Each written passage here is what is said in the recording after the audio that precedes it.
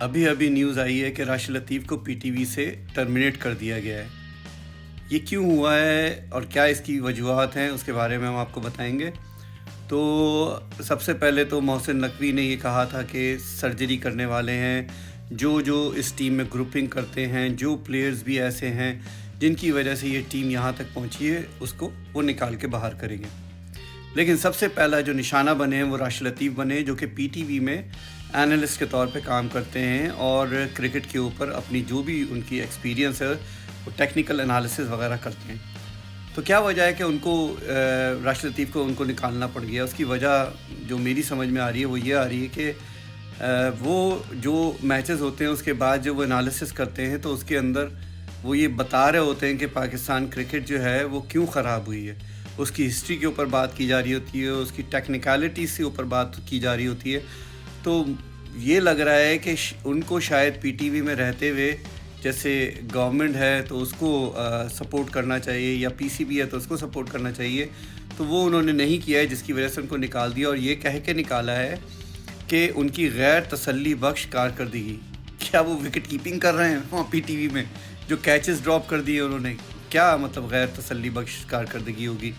کیونکہ ان کا جو چھرا ہے وہ اسی پہ چلتا ہے جو ایک کمزور آدمی ہوتا ہے،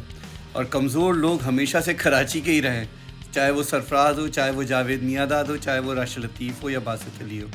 تو وہی ہوا ہے ان کے ساتھ، ان کو نکال کے باہر کر دیا ان کا، جبکہ کانٹریکٹ 2026 تک کا تھا، لیکن پھر بھی ان کو اس کانٹریکٹ سے پہلے باہر کر دیا ہے۔ جب راشد لطیف سے کانٹیکٹ کیا گیا ہے تو انہوں نے یہ کہا ہے کہ ان کو کوئی اس طرح کا کوئی نوٹس نہیں ملا ہے، لیکن ہاں نیوز کے اندر وہ سن رہے ہیں اور لوگوں سے انہیں پتہ چل رہا ہے۔ تو اب یہ بھی نہیں پتہ ہے کہ آیا کہ وہ نکال دیے گئے ہیں یا ان کو نکالنے کی بس باتیں چل رہی ہیں،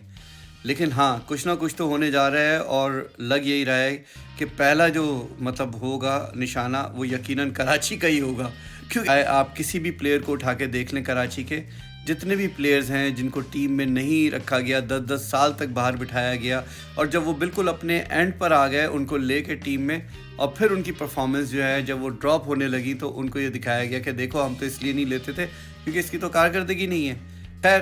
ایسا بھی ہوا ہے جاوید میاں کے ساتھ جو کچھ ہوا وہ بھی ہمیں پتہ ہے، 92 کے ورلڈ کپ کے اندر جاوید میاں نہیں تھے، لیکن بعد میں ان کو لیا گیا۔ اسی طرح سے کراچی کے لڑکوں کے ساتھ زیادتیاں تو بے تحاشا ہوئی ہیں، لیکن اب کراچی کے ایکس کرکٹر کے ساتھ بھی زیادتیاں شروع کر دی ہیں انہوں نے،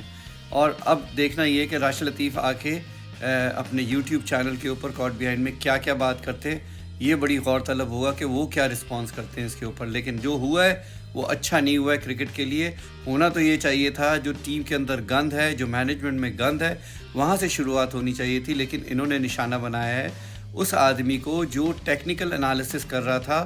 ایز اے آپ سمجھ لیں کہ اپنے آپ کو نیوٹرل رکھتے ہوئے، جو کہ اچھی بات نہیں ہے۔ لیکن اگر یہی چیز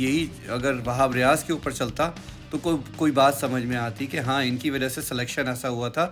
جس میں ہم باقی سیریز میں بھی ہماری پرفارمنسز اچھی نہیں رہی، لیکن ایسا نہیں ہوا۔